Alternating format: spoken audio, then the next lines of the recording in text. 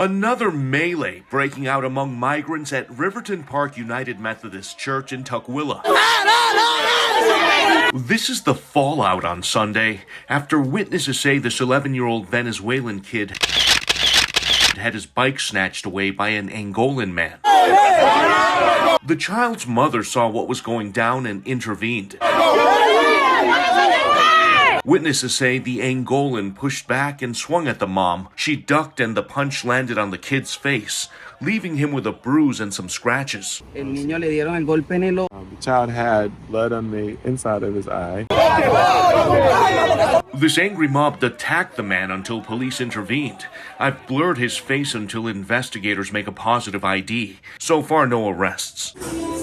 After this incident, I spoke exclusively to the mother and child at a restaurant, but due to the language barrier, Maurice Grambe helped with translation.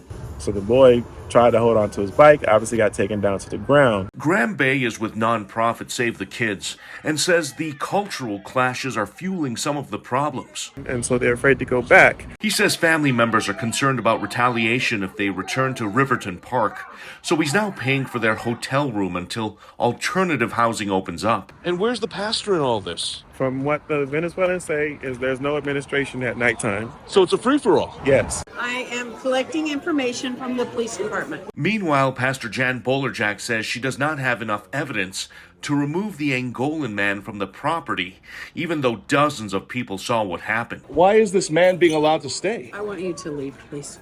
But why won't you just... I've asked you nicely. Would you just take this video? I want to give to you. Nicely. Okay. Send it to me. Pastor Bolerjack is accused of downplaying the situation and is facing mounting criticism over the handling of this migrant crisis at her church.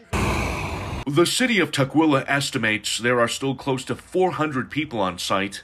Even though some have moved out, officials suspect there are new migrant arrivals each week. In the past year, there have also been dozens of 911 response calls to the church for incidents like an attempted rape of a child and multiple fights. The state is now expected to spend $3 million on hotels and temporary housing for people living on church property. But Washington Governor Jay Inslee's office is not saying how the flow of migrants will be stopped. Instead, a spokesperson sent me a statement that reads in part, border enforcement and decisions about who to grant asylum or parole to after they cross the border is a federal issue. They haven't given up. And because the state is deferring to the Biden administration on the border crisis, Seattle and the surrounding region are turning into prime destinations for people who cross into the U.S. illegally. Word is getting out that resources are available here and no one will be turned away.